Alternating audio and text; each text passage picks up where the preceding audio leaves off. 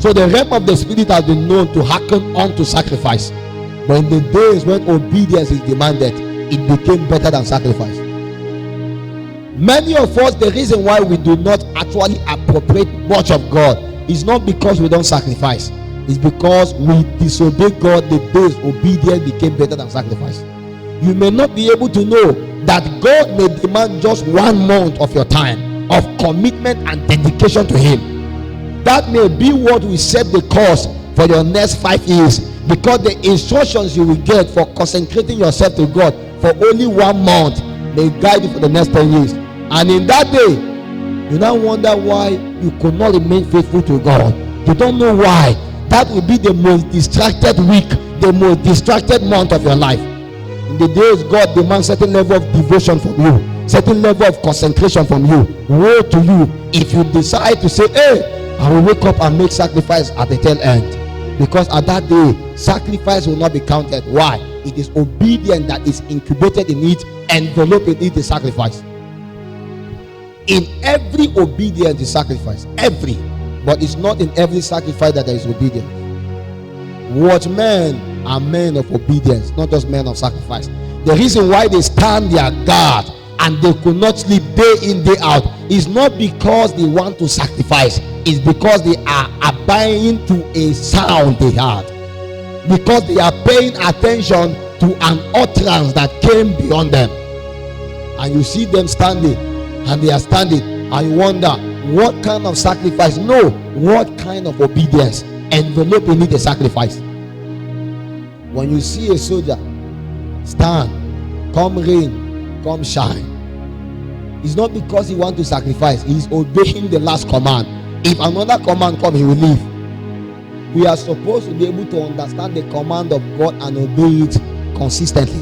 And let me tell you, peradventure God tell you something to do and you have not had anything, remain doing what He told you to do. Many of us want to give God instructions. We have not come to a point where we have permitted ourselves and opened ourselves to receive the instructions of God and remain with it. God can give you one instruction that can last 2 years. He doesn't need to give you plenty things. See, it's not even always possible to obey God all the time. So He won't even waste His time telling you many things. God can tell you one thing that you should do. He said, I have set watchmen upon the walls of Jerusalem. They should not hold their peace. They should just remain consistent until He look upon the apostles. Say, I knew that you are weak men, you are feeble men, but tarry in Jerusalem until you are in tune with power. That instruction was enough.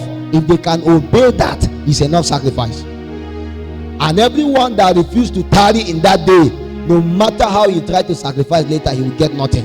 In fact, one was so desirous of the thing, he became so jealous. His name was Bar Jesus, and he came and he met the apostles. He said, can you give me this thing? Give me this so that when I lay hands on people's spirit can go away. I know how much I will make with this thing.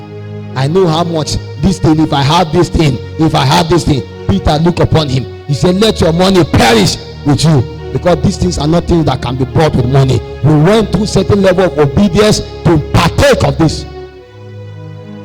Where was he in the day they were demanded to tarry? Because anyone that gathered in the upper room, sir, partake of the Holy Ghost that day. It was only those that refused to gather, those that were in the under room, that the Holy Ghost came up and neglected them on the down. We may be seated here, all of us. When God comes to reward, He will reward us based on our obedience. God does not care that all of us came to church. He cares that are you faithful in the last instruction we give you? And that is why every soldier can be a soldier. In the day they want to promote, they will begin to check their archives of obedience. When the book of memorials are open, they will now go deep to excavate the word spoken to you by your commanding officer. What did God tell you to do? Are you faithful doing it? Because many of us are not consistent. That's the problem. The last time you heard the voice of the Lord, He told you, I want you to fast once in a week. It's not too much a burden, but you felt there is no need. One day you went to your friend, and the scent of the fruit, it was too amazing, and you know you may never have that opportunity again. And you felt, oh God, let me just break it for today. Tomorrow I will do 2 times in a week. And you don't know that now you have switched from obedience to sacrifice, And after you break that day, all the 2 times you will do in a week is not of importance again. You are just on your own. A burden came upon you. Say, wake up by 12 and stand 12 to 12:30. See, God will never tell you to do what is beyond you. God will never tell you pray for 10 hours if you cannot do 10 hours. He will never tell you do 5 hours if you cannot do 5 hours. God can never even tell you to do anything that is beyond you. You are not Abraham. God won't tell you to give Isaac because you know you don't even have Isaac. God, if any time God tell you anything, because he knows. You know, God is not a man. He became a man, but he returned back to become God because mankind is weak. But I'm trying to let you understand that God himself knows you more than you know yourself. So he will never tell you to do something that he knows you cannot do. So when he tells you to wake up to stay for 30 minutes, it's because he knows you can do it. But do you know the problem? To stay for that 30 minutes is a very big challenge. Because just when one day you wanted to stay for that 30 minutes, that's when your best television program is actually the same time. You don't even know what happened. That series you used to watch, now they now shift, they say, Kai, they don't know what happened to this episode, but this episode will be streamed from 12:30 to 1. And that was the same time that God gave you. And you don't know that the watchers are actually waiting for you at that time to give you the strength of the immortals. Because what grants a watchman strength is his alignment with the watchers in heaven. Because a watchman is different from a watcher. Watchmen are actually earthly hosts. Watchers are heavenly hosts. So our alignment with the watchers is what grants us the advantage on the earth. Watchers are high level principalities referred to as cherubims and seraphims. Even in their Kedah is those that have been faithful with God over time. So God, when he sent Adam and Eve out of the Garden of Eden, he put a cherubim with a flaming sword. His job is just to guard that place. That was a watcher. Never will a time that cherubim be tired and say, Kai, this sword that has been holding is too long. Let's forget about Adam. Adam will not want to go back again. You'll be shocked.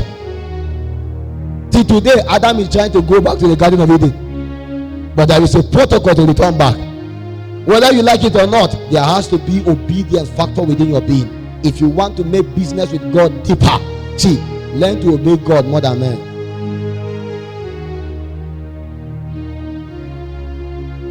Don't try to cover everything with sacrifice. One of the greatest deceptions we have also received is that mercy will always prevail over judgment. I have preached it several times. That one is for babes, not for watcher. When a watchman make mistake, before mercy come, people have already died.